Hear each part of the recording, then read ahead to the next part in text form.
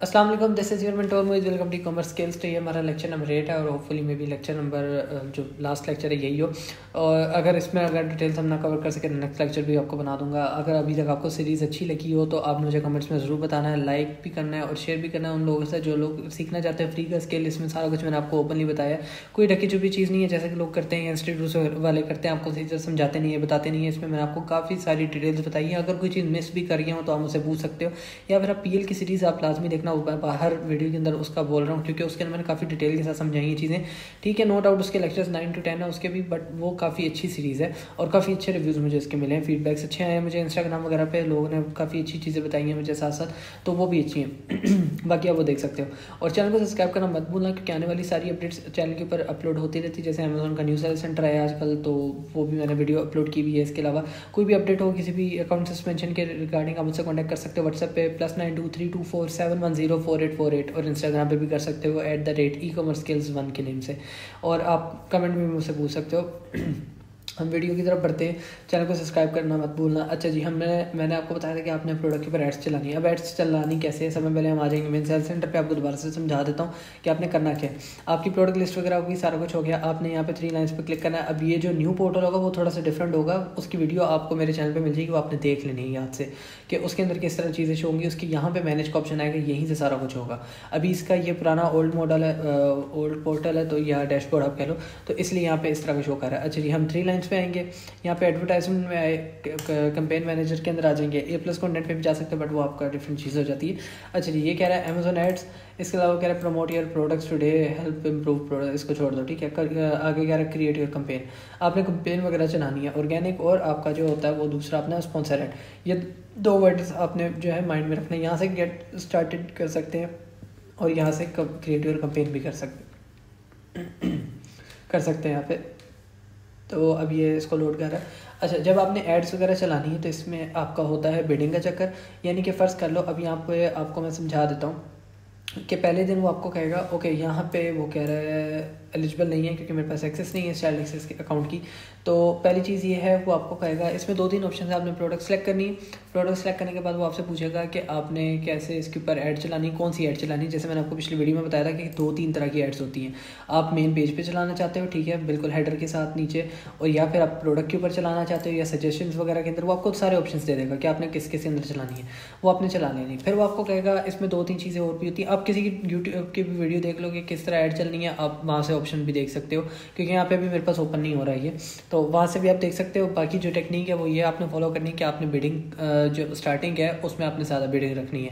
उससे होगा ये कि जब आप बिडिंग ज़्यादा रखोगे, अब बिडिंग क्या है, जैसे आपने ऐड का बजट लगाना है, आप कहोगे कि यार एक कस्टमर आएगा तो मैं उसकी जो कॉस्ट रख रहा हूँ ना वो रख रहा हूँ $3 से $4। ठीक है, आपने चार्जेस रख लिए। आपने ये चीज़ भी माइंड में रखनी है, जो हमने यहाँ पे एवरेज कॉस्ट प्राइस वगैरह निकाली है ना, ये आपकी सिर्फ कॉस्ट प्राइस है जो आपको पड़ रही है। अब इसमें हमें अगर $8.95 का प्रॉफिट हो रहा था तो वो आपने ये देखना है कि उसके अंदर आपको जो है अभी एड स्पेंड आपको लगेगा। तो अगर वो एवरेज भी हम देखें तो उसको हम अगर कैलकुलेट कर लें तो $3 में भी अगर एक ऑर्डर आ रहा है, आपके 500 पीसेज हैं, आपको फ़र्ज़ कर लो 200 पीसेज तक ऐड चलानी पड़ती है, तब जाके आपको ऑर्गेनिक सेल्स आना शुरू हो जाती हैं। तब अब जाके आप ऐड कम करते हो या बंद करते हो। तो अगर हम एवरेजली बजट भी लगाएं तो हम अगर $500 का भी बजट लगा दें, ठीक है, तो पर पीस आपका $1 ऐड के ऊपर जा रहा है, जो कि इम्पॉसिबल है, इतना नहीं आता। आप ये कर सकते हो कि इसका $1000 अगर आप बजट पे लगाते हो तो ये आपका बन गया यहाँ पे आपका ये बन गया पर प्रोडक्ट के हिसाब से $2 का बजट। अब इसके अंदर अगर आप प्लस कर लो कि आपकी प्रोडक्ट की कॉस्ट कितनी थी, हमारी निकली थी, हमें सारा कुछ एवरेजली कैलकुलेट करते हुए 1.2 की पड़ी थी, मल्टीप्लाई बाय आपका 500 पीसेस, तो ये आपके आगे 600 + 600 हमारी LLC और ट्रेडमार्क प्लस हमारा जो था वो आ गया हमारा 1000 एड स्पेंड आ गया। तो ये आपने कैलकुलेट जब करना है, आपके पास $2500 के राउंड अबाउट काम बन जाएगा। मैं आपको बहुत मिनिमल कॉस्ट से चीज़ें समझा रहा हूँ ताकि आपको MPL का पता लग जाए।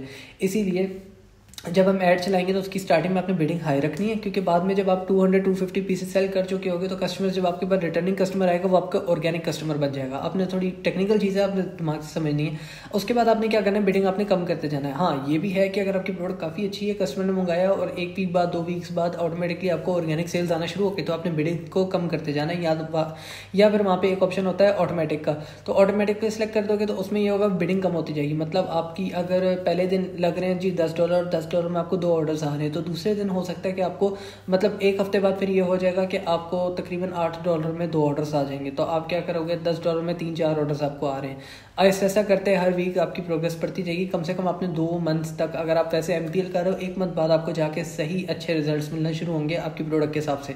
फर्ज कर लो अगर आप 250 यूनिट्स भी बेच देते हो तो एंड में आपके पास 250 यूनिट्स भी पड़े जिसके ऊपर आपको ऐड चलाए बगैर भी अच्छी सेल्स आ सकती है। बट MPL है, आपके पास पहली क्वांटिटी कम है, तो फिर आप उसके ऊपर ऐड चलने दोगे, बेशक बिडिंग उसकी कम कर दो, $1 पे ले आओ। $1 के अंदर आपको 2-3 ऑर्डर भी पड़ रहे हैं ना जो हम ज़बरदस्ती कस्टमर को लेके आ रहे हैं। इसके अलावा ऑर्गेनिक सेल्स तो अलग है, 10-12 ऑर्डर जो रेगुलर बेसिस पे आ रहे हैं वो तो अलग हो जाएंगे।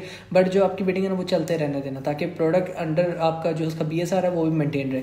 तो जो आपका BSR होगा प्रोडक्ट का, वो भी आपका ऐड चलने की वजह से अच्छा रहेगा। जैसे जैसे कस्टमर ऑर्डर्स करेंगे, रिव्यूज़ देंगे, तब आपका BSR बेहतर होगा, और साथ आपकी जो बिडिंग है वो आप उसकी कम करते जाओगे। ठीक है, तो वो जैसे जैसे कम होती जाएगी तो ऑटोमेटिकली ऑर्गेनिक सेल्स भी आती जाएंगी, और बिडिंग कम होने की वजह से आपकी जो बजट वो है कम होता जाएगा। तो अगर हम ओवरऑल देखें सारे बजट्स वगैरह को, सारी चीज़ों को, सारी डिटेल्स को, सारी कैलकुलेशंस के अकॉर्डिंगली, तो हमें $2200 यहाँ पे बन रहा है। हाँ, इसके अंदर अब आप मुझसे पूछोगे कि मैंने गलती कर दी कि मैंने वहाँ पे जो हमें $8 कॉस्ट पड़ी थी वो ऐड नहीं की। वो हमने नहीं ऐड करनी। मैंने आपको क्या कहा था, जो आपकी रेफरल फ़ी है वो कस्टमर पे करता है, $1 पे हम करते हैं, साथ जो स्टोरेज फीस है वो हम पे करते हैं, वो हमने इसके अंदर नहीं ऐड करनी। जब हमारी सेल आएगी ना तो उसके अंदर से अमेज़न खुद ही डिटेक्ट करेगा। अगर अब यहाँ पे एस्टिमेट लगाएं पर पीस के हिसाब से, तो हमें यहाँ पे पर पीस अगर कॉस्ट कर रहा था अमेज़ोन के थ्रू अगर सेल करने पे, तो 8.05 थी, मल्टीप्लाई बाय प्लस हम करेंगे इसके अंदर $2 एड स्पेंड पर पीस डाल देंगे, 500 के हिसाब से डाल देंगे कि पर 500 पीसेस के ऊपर पर यूनिट के में $2 कॉस्ट पड़ी है। ये मैं ओवरऑल बता रहा हूँ, क्या पता आपके 100 पीसेस के बाद ही अच्छी सेल आना शुरू हो जाए तो आप उसकी बिडिंग कम कर दो तो आपको फ़ायदा हो जाए। पर हमने $2 एक एस्टिमेट लगाया, तो 10.05 हमारा बन रहा है -$17। तो आपका नेट प्रॉफिट जो पर पीस होगा वो $7 होगा ऑलमोस्ट। मल्टीप्लाई पे हम कर लेंगे 500 पीसेस, तो ये आपको $3,475 का प्रॉफिट होगा। और फिर अब होगा क्या कि अगर आपके भाई ये सेल हो जाता है, मतलब अगर आपकी प्रोडक्ट काफ़ी अच्छी आप ढूंढ के लगाते हो और वो 1-1.5 मंथ के अंदर सेल हो जाती है, आप क्या कर सकते हो, उसके सेल होने के ख़त्म होने से पहले पहले आप देखते हो यार स्टार्टिंग में बहुत अच्छा रिस्पॉन्स है, आप क्या करो, आप दोबारा से इन्वेस्ट करो। आप चाइना के सप्लायर को बोलो कि मुझे सेम प्रोसीजर पे सारा कुछ 500 पीसेस दोबारा तैयार करके भेजे या 1000 पीसेस दे दे। वो इतनी देर तक आपको 30-40 दिन तक आपको नेक्स्ट शिपमेंट आएगी। जैसे ही अमेज़न के पास आएगी तो आपकी ओल्ड शिपमेंट खत्म हुई होगी, तो साथ ही आपकी न्यू शिपमेंट आने पे वो सेलिंग स्टार्ट हो जाएगी। तो ये ज़्यादा बेटर आपके लिए रहेगा। अगर आपकी सेलिंग अच्छी रहती है, अच्छी सेल्स आती है आपको, तो ये बहुत अच्छा मॉड्यूल हो जाएगा फिर। और फिर नेक्स्ट टाइम आप इससे बढ़ा सकते हो, क्योंकि आपकी एक दफ़ा LLC और ट्रेडमार्क जो चार्जेस लगने वो तो लग ही गए। उसके बाद फिर आपकी इन्वेस्टमेंट कम हो जाएगी, आपकी सिर्फ प्रोडक्ट की कॉस्ट और ये सारा को कॉस्ट मिलाने के बाद आप जो काम करोगे ना वो आपका सिर्फ उसके बाद प्रॉफिट होगा। फिर अभी अगर आपको 500 पीसेस पे ये प्रॉफिट हो रहा है ना, तो आप इसके अंदर अच्छा बड़ा प्रॉफिट भी जनरेट कर सकते हो, और दूसरा आपको रिटर्न भी आना शुरू हो जाएगा इतनी देर में आपकी प्रोडक्ट का, इन्वेस्टमेंट का, और साथ जो है आपको न्यू प्रोडक्ट लेने में भी कोई मसला नहीं होगा, और वहाँ से आप शिपमेंट करा सकते हो। एक चीज़ मैं और बताना भूल गया था, आपको टिप्स दे रहा हूँ। एक चीज़ और बताना भूल गया था, जो चाइना का सप्लायर है आपका, वो आपको जो है शिपमेंट के अंदर 2 मॉड्यूल भी देता है कि आप उसी वक्त पेमेंट करो, शिपमेंट आपकी सप्लायर निकाल देगा। दूसरा ऑप्शन वो देता है कि आप हाफ पैसे पहले दे दो और हाफ तब देना जब आपकी शिपमेंट USA पहुँच जाए या वेयर हाउस पहुँच जाए, तो क्लियरेंस से पहले आपको वो मेल कर देगा कि आपकी जो है ना शिपमेंट वो USA पहुँच गई है, अब हम बाकी पेमेंट करो ताकि हम इसको क्लियरेंस में डाल दें। तो ये 2 ऑप्शन भी आपको चाइना का सप्लायर देता है, जो कि बहुत अच्छी चीज़ है कि आपको 2 ऑप्शंस मिल जाते हैं। हाफ पेमेंट करके आप दे सकते हो, आपको इससे ट्रस्ट भी बिल्ड हो जाएगा कि भाई सप्लायर ओके है और सप्लायर ने कोई धोखा नहीं किया, और दूसरा ये है कि आप सेफ साइड भी हो जाओगे एक तरह से। और तीसरी चीज़ ये है कि आपको जो है टाइम भी कुछ मिल जाएगा। अगर आपके पास इन्वेस्टमेंट कम है तो आपके पास तकरीबन 1 महीने का टाइम होगा, जब तक आपकी शिपमेंट जो US है तब तक नहीं पहुँचती, तब तक आपको थोड़ा टाइम भी मिल जाएगा कि नेक्स्ट आप पे करने के लिए उसके आपके पास पैसे हों। तो इस तरीके से, इसी तरह से जब आप ये बिडिंग करोगे, बिडिंग लगाते लगाते लगाते आपको आइडिया हो जाएगा कि कैसे कैसे आपने बिडिंग करनी है, कैसे आपने जो है इसको सेल्स कहनी है। जब सेल्स आना शुरू हो जाए, ऑर्गेनिक सेल्स आ जाए, तो कल को आप और स्पॉन्सर एड्स को बंद भी कर सकते हो, कोई मसला नहीं है। बट मैंने आपको बताया कि आप इसकी एड्स चलते रहने देना। जैसे यहाँ पे हम देख रहे हैं, ये काफ़ी पुराने ब्रांड्स बैठे हुए हैं, स्टैनले वगैरह, मगर आज भी इनके ऊपर एड्स चल रही हैं, स्पॉन्सर हुई नहीं है ये। हालांकि यहाँ पे आप देखो किसी प्रोडक्ट के ऊपर स्पॉन्सरशिप नहीं की हुई स्टैनले ने, बट मेन पेज पे उसका स्टोर आ रहा है और वो स्पॉन्सर्ड है, ये वो स्टैनले लिखा हुआ है, ठीक है। और यहाँ पे उसने स्पॉन्सर इसको तब भी किया हुआ है, क्यों? क्योंकि एक ब्रांड है, तो ब्रांड का काम है स्टिल इन रनिंग रहना, चाहे वो आउट ऑफ स्टॉक हो जाए कुछ भी हो जाए। हाँ, अगर आपका स्टॉक आउट ऑफ स्टॉक हो जाते हो आपकी नेक्स्ट शिपमेंट पहुँचने से पहले, तो फिर आप इसको फिलहाल के लिए आउट ऑफ स्टॉक लगाओगे, ये नहीं कि आपने इसको ऐसे ही छोड़ दिया, वरना ऑर्डर्स आते रहेंगे और आप फंस जाओगे। वैसे अमेजोन उसको खुद भी इनएक्टिव कर देता है, क्योंकि ऐसी बात है, आपने 500 पीसेज भेजे तो अमेजोन ने भी गिन के 500 पीसेज ही सेल करने, इससे ज़्यादा वो सेल्स पकड़ भी नहीं सकता।